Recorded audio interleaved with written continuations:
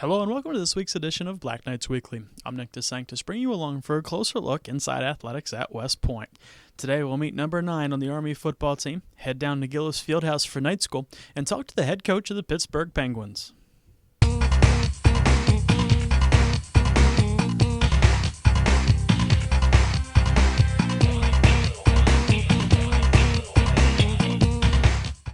We'll begin today with our Army one-on-one. The Pittsburgh Penguins spent last weekend here at West Point to wrap up their preseason training camp before opening up the season this week.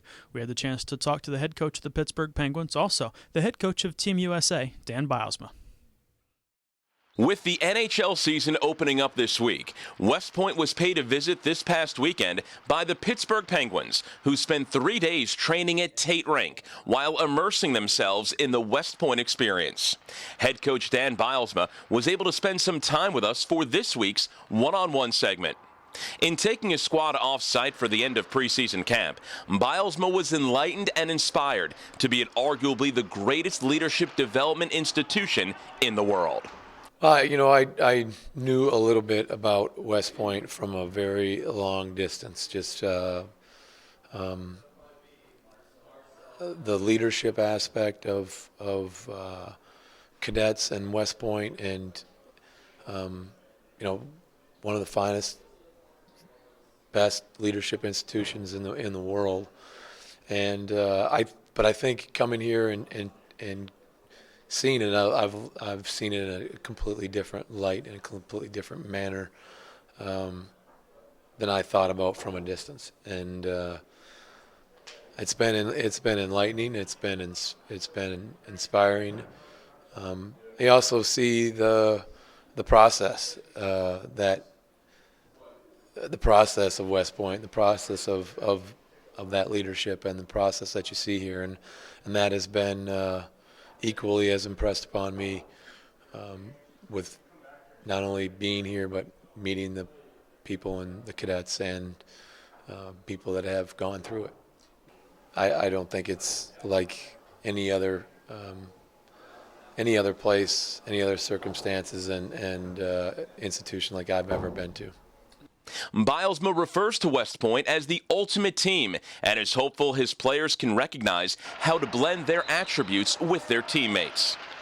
Witnessing and watching and learning from the ultimate team, and all the aspects of that, from the individual to the chain of command to playing your role and being a part of that team, and recognizing your strengths and your attributes and applying them at the appropriate time and appropriate place as a part of that team. And I think you, as a team, as a group, you come here and look at the leadership and the leaders and the people, but ultimately it's the team that I think, looking at it from our group, is what I hope to gain for our team and our group. The Penguins met several members of the Army during their trip, including Chief Warrant Officer Dan Gelada, and Bilesma sees the impact on his squad.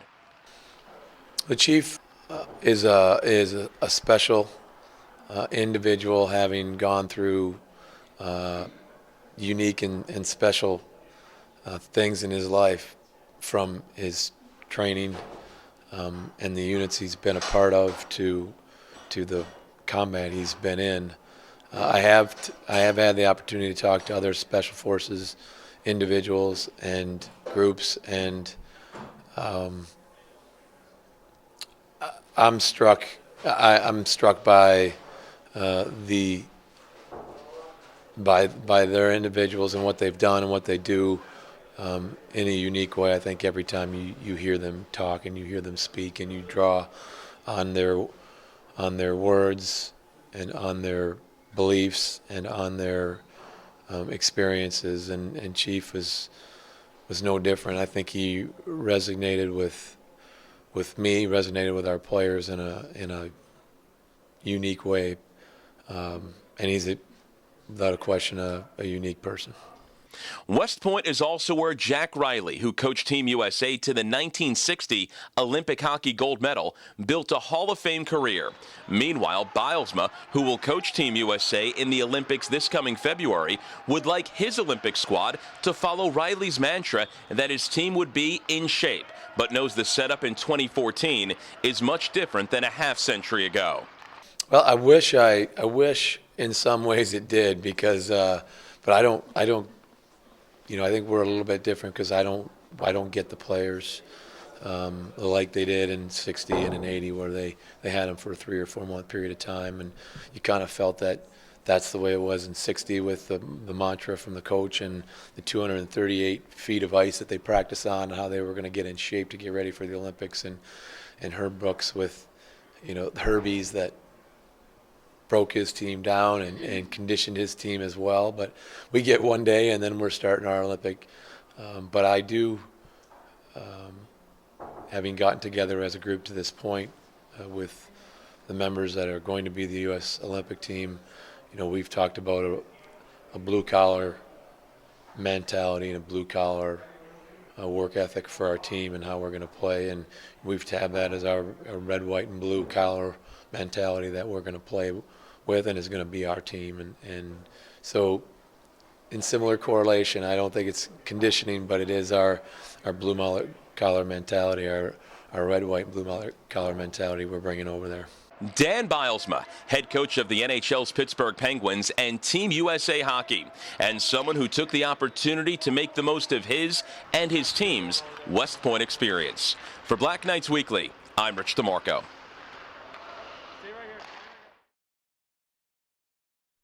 Now it's time for this week's Cadet Spotlight. This junior has played all sorts of positions on the defensive side of the ball for Coach Ellerson in his time here at West Point. Number 9 on the Army football team, Hayden Pierce, this week's Cadet Spotlight. In the past, or it's been actually worse this year. My first couple of years here, I played, my freshman year I played strong safety most of the time, and then I played corner for Air Force and Navy. And then my last year I played Sam the whole year, strong safety, and then this year I've played rover, boundary corner, and now I played free safety last game. So, I mean, I've been moved around. If I had to pick one, I'd probably pick free safety, but, I mean, it's just whatever is best for the team is what I'm going to play. So, I mean, it makes me proud of where I've gotten, and I give both of my brothers pretty much most of the credit for me getting here because, I mean, I've been playing football since I was a little kid, and them teaching me, and I mean, playing in the front yard and playing football since I was little, it's like I was born on a football field, so it just comes natural to me. So most of the credit's given to them. To be honest with you, I had no idea what West Point was coming into my recruiting trip because I'm from the West Coast and I really didn't know what it was. And then I came here and it was just everything. I loved all the football stuff, obviously. And then it was honestly just the opportunity I was given and the prestige of this place kind of sucked me in. And then I looked more and more into the military lifestyle, and I thought it was just for me because I would get bored sitting behind a desk doing something. So I think all that and the culmination of wanting to be an officer in the end. What's your memory that I've had of, you know, stepping out on that field with a bunch of guys that I'm so close with and care about so much is just every Saturday walking out on that field is just the best feeling ever. Major systems management, and I had a lot of guys on the team that were in the systems department, and I heard good things about it. And I went in there and introduced myself to a couple people and talked and was thinking about doing all those majors anyways because I heard that those have a great deal to do with solving like real-world type problems. And so I went in there and kind of got a feel for it, and that's what I ended up doing, and it's a good major. I like it. Now I'm really unsure. It's either between infantry, armor, or field artillery. It's a day-to-day basis. It changes, you know, depending on who I talk to that day for what branch they're in. But I mean, ultimately, I think it'll something combat arms for sure. But one of those three will probably end up being my top. My name is Hayden Pierce. I'm a Cal, and I play defensive back. Last of the day, we head down to Gillis Fieldhouse and the volleyball court as volleyball head coach Alma Cavacci draws up a volleyball play for us in this week's Coach's Corner. Hey, my name is Alma Cavacci, and I'm the head women's volleyball coach here at West Point. And today we're going to go through an offensive play that we have here for our team. We call it play set number 4. We actually have about 9 to 10 of this set offensive plays, and we're going to go through one of them it's called an X series. What we have here is, this is our side, this is the offense side, so we have an outside, a middle hitter, and the right side hitter, defender, and the setter coming from the back row here. On the other side you have blockers here and then defenders. So what will happen here, what we're trying to do is to make this right side attacker come in the middle of the court and hit a quick ball without any blockers. So what will happen is the ball will come from this side, and then the defense is going to dig this ball. The setter will come up over here to set this ball. In the meantime, the middle hitter is transitioning over here, and the right side is transitioning as well as the outside. The ball is coming to the setter, so this middle hitter will come off of 1 foot, and it's almost like a layup in basketball.